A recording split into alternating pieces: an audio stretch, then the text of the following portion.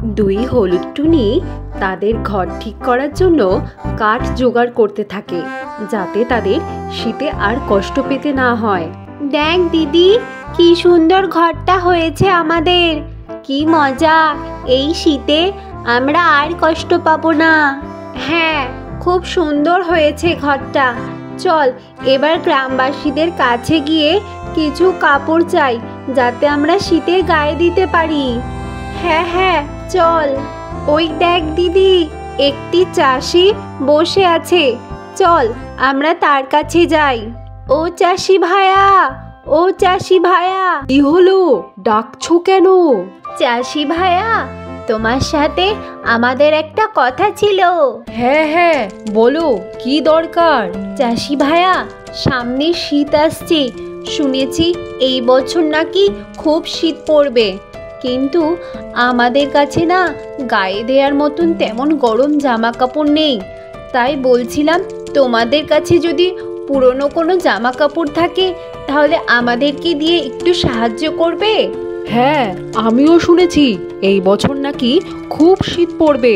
আমি চাষি মানুষ, আমার কাছে তেমন গরম জামা কাপড় মানে পুরনো জামা কাপড় নেই। যে জামা কাপড়গুলো আছে সেইগুলো আমরাই প্রত্যেক বছর গায়ে দিই। তবে হ্যাঁ, আমি তোমাদের এই ব্যাপারে সাহায্য করতে পারি। আমি গ্রামে গিয়ে আমার সব বন্ধুদেরকে বলবো, যদি কোনো গরম জামা কাপড় থাকে তাহলে অবশ্যই তোমাদেরকে দিতে। আশা করছি আমাদের আশেপাশে থেকে তুমি বেশ কয়েকটি গরম জামা কাপড় পাবে এবং তোমার এই শীতটি ভালো করে কেটে যাবে। চাষি ভাইয়া, তোমাকে অনেক ধন্যবাদ এতটা সাহায্য করার জন্য। আরে না না, এখনও তো কিছুই করতে পারিনি। আগে তোমাদের জন্য কিছু একটা ব্যবস্থা করি, তারপর নয় ধন্যবাদটা দিও। শোনো, তোমরা কোথায় এখন বাসা করেছো সেটা আমাকে বলো, আমি কালকে সব জামা কাপড় গুছিয়ে সেইখানে দিয়ে আসবো। আচ্ছা ঠিক আছে, আমরা রাজবাড়ির তেঁতুল গাছে বাসা করেছি। তাহলে চাষি ভাইয়া, আমরা আজকে আসছি, তুমি কিন্তু জামা কাপড় জোগাড় করে আমাদেরকে দিয়ে এসো, ঠিক আছে? হ্যাঁ হ্যাঁ, যাও, সাবধানে যেও।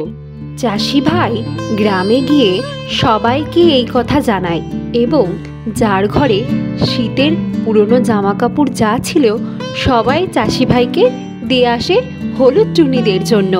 চাষি ভাই গ্রামের কয়েকটি ঘর ঘুরে ঘুরে সেই জামা কাপড় জোগাড় করতে থাকে এবং পরের দিন টুনিদের কাছে দিয়ে আসে। হলুদ টুনি, হলুদ টুনি, শুনছো? কোথায় তোমরা? এই তো আমরা, এই যে এই দিকে। আমি তোমাদের জন্য জামা কাপড় এনেছি। আশা করি তোমাদের হয়ে যাবে এই শীতটা, পরের বছর নয় আবার নতুন করে দেখা যাবে। চাষি ভাই, তোমাকে অনেক ধন্যবাদ। না না, এতে ধন্যবাদের কি আছে, এমন কিছুই করিনি, তাও তো এইগুলো পুরনো জামা কাপড়। তোমরা সাবধানে থেকো, আর যদি কিছু দরকার হয় অবশ্যই আমাদেরকে জানিও। আর কোনো চিন্তাই থাকে না শীতের জন্য, তাদের ঘর বানানো হয়ে যায়, আবার এইদিকে গরম জামা কাপড়ও জোগাড় হয়ে যায়।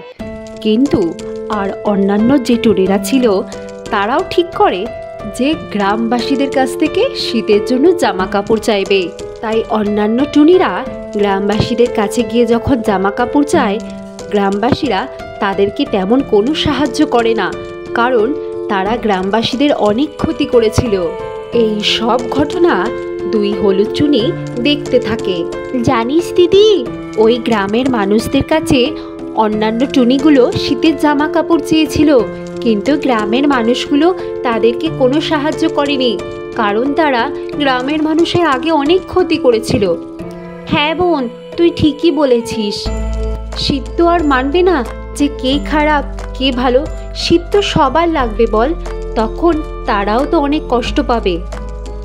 হ্যাঁ, তোর কথাটা একদম ঠিক, শীত সবারই লাগবে। শোন না দিদি, আমরা যে জামা কাপড়গুলো পেয়েছি না, অনেক পেয়েছি, আমাদের এই শীত চলে গিয়েও অনেকগুলো জামা কাপড় থাকবে। চল না আমরা তাদেরকে সাহায্য করি, কিছু তাদেরকে দিয়ে আসি। বোন, এই কথাটা তুই খুব ভালো বলেছিস, চল আমরা তাদেরকে সাহায্য করি। তাদের কাছ থেকে কিছু শীতের জামা কাপড় গিয়ে অন্যান্য টুনিদের দিয়ে আসে এবং অন্যান্য টুনিরা তাদের কাজকর্মের জন্য অনেক লজ্জিত হয় এবং তাদের ভুল বুঝতে পারে এবং তারা কথা দেয় তারা কারো ভালো ছাড়া কোনোদিনও খারাপ করবে না, কারণ খারাপের ফল খারাপই হয়। তো বন্ধুরা, তোমাদের যদি ভিডিওটি ভালো লাগে তাহলে একটি লাইক করে দিও আর অন্যদের সাথে শেয়ার করে দিও। এই ধরনের আরও ভিডিও দেখার জন্য চ্যানেলটিকে সাবস্ক্রাইব করে দিও। আজকের মতন আসি, অন্য কোনো গল্পে দেখা হবে।